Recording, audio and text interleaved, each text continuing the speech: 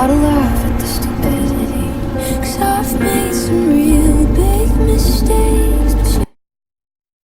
Just knowing that I really love this job, and knowing that I'm grateful for it. It's something that I want to do for a very long time, so I'm mindful of it, and I think that I try to be thoughtful about it, and I mean, I think that's it, and also just having a level of perseverance and always keeping your chin up. I think with any job or any career, you're always going to have an ebb and flow, and it's going to be tough some days and it's going to be great others. And I just think that if you really love what you do, then you just keep moving forward. So, just staying encouraged. Yeah. Yeah, show up. That's the hardest thing, I think, show up. I mean, there's a lot of people that never get to that first audition. Scary. Because it's hard to get to that first Yeah. one. You show up, you do your best, and you just always try to keep getting better.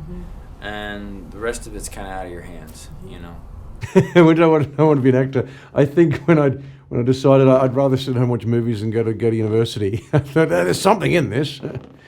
And then I really wanted to be it when I couldn't. You realize that you really want to be an actor when you can't quite get there on auditions. You're not quite getting a job, and you just want it. You can feel it. I want to get in that door. Because the boogeyman's bigger than you, you don't fight back, you don't do nothing, you don't bite his toe, you don't do nothing. You just talk about the size of the boogeyman, how long he's been on your neck, the color of the boogeyman, the boogeyman system, the boogeyman's, how can I say, the odor of his breath. You can describe every aspect of the boogeyman for the rest of your damn life, or you can bite his toe. Now, you ain't gonna kill him if you bite his toe, but toes are sensitive. There's gonna be some movement. All you need is a little bit, but you're not gonna bite. Well, that's your definition of your possibilities in life.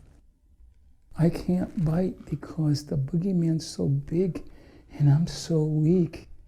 Goodbye. Shit. Sorry. Not me. Not me. Never. Just keep working hard. Because the struggle never stops. I mean, I'm in movies and television, and I still, hustle and try to get the next job and try to figure out, I never know what's coming up next. And, you're on this train and you just don't know when it's going to stop, and the hustle never stops. So I feel like it's part of it. It's part of what makes us strong and makes us that actor. Do you know what I'm saying? It makes it all worth it at the end. But I honestly feel like just never give up. Whether it's acting or anything in your life, you just don't give up. I've had times where I've had to I've gotten emotional about losing something or something not going through the way I wanted it to, but you have to keep on. There is no looking back. There's things that hurt and it was sad, but at the same time, you try to find that somewhere else. You just got to keep moving forward. It's interesting because tonight, for example, I am inviting friends who got off the Hollywood Dream Bus with me, who never necessarily were able to execute anything. It's interesting. They'll be at the screening tonight for this film, and it's one of those things where we don't have the same level of in common conversation that we once had, because life has happened for me differently, and I had to really check in with myself in terms of the team personality in me thought that, and I've always been a part of sports, that everybody that got off the Dream Bus with me, and what I mean by that is around the same month that you get off the Dream Bus and you come to LA or New York to make things happen, you get a collective of friends and y'all all start to run the audition circuit. And slowly certain people's pace slows down and others keep going. And my big thing always to those people I'm inviting tonight, and to, as you said, those that are aspiring actors, my wisdom and advice was always, first and foremost, if you can wake up without wanting to do this. You have one morning where you wake up and you go, I don't really want to do this. I would say get out, because it's way too difficult. Somebody could ask me, are there moments of that being defined as being discouraged. And I would go, no, everybody's discouraged. Everybody calls home and goes, I don't know if, I should become a rocket scientist, if I should, as a woman, continue in this world of men and corporate spectrums or law or medicine or what have you. People all get discouraged, including myself, and asking mom and dad if I should come back home very early in my journey out here. But I think in terms of the representation part, I decided to not, and this is really my wisdom to them, to not really worry about it. My thought was, if it's looked like it was easier for me than it was because I really pressed hard at the craft, the work, the acting classes, making sure that I was in martial arts, if I could add that to the repertoire box, or the box of tools that I could dig into, if I needed to work on the piano, because one day I could play a character where I played the piano, just work on the craft and don't necessarily worry about the representation. It'll find you. The right agent will find you, the right manager, the right... Now, am I struggling in terms of wanting even bigger out of my career? While there's people not where I'm at going, you look like you made it. I don't know what make it is, I'm satisfied. I'm so humbled and thankful to God that I'm where I'm at, but there's always more. And so if you focus on the more being attained by you making sure that you do more for yourself, then I don't necessarily think the representation should matter. Again, they definitely will always find you. Well, I'd say you follow your dreams, follow your instincts. This was it Stella Adler said, in order to be in this business, you need the soul of a rose and the hide of a rhinoceros.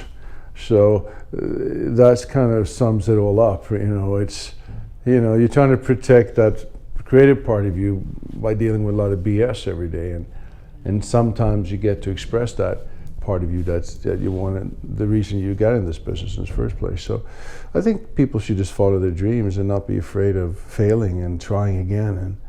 And great actors, I look at Morgan Freeman, for instance, ran into him not too long ago, great guy. Nobody knew who he was until he was about 50, 55 years old, right? He'd done all of these movies and suddenly he was in the Driving Miss Daisy, and so there's a guy who probably had to deal with a lot of rejection and failure, and now he's, one of the greatest actors in the country, in the world. So you don't give up. That's the main thing, don't give up.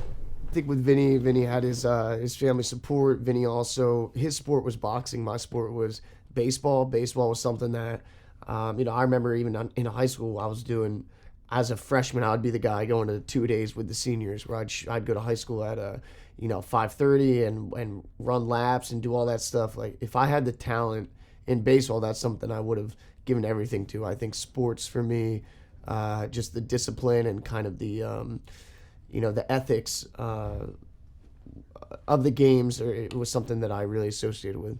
There's a combination of so many things. Also, luck has a lot to do with it. Yeah, it really does. But you do have to come prepared during those lucky moments. And don't be afraid to grow. Yeah. And also be driven for the right reasons. I think it's very clear the actors that are doing what they do for sheer passion and love for what they do. I know that's our case. And I think it's very clear when you walk in a room. I think there's no BS, if I'm allowed to say that word.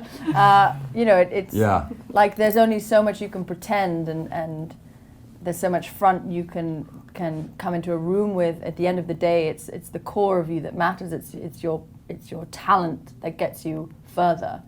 So luck and all these things, yes, you have an opportunity, and it's what you come to the table with.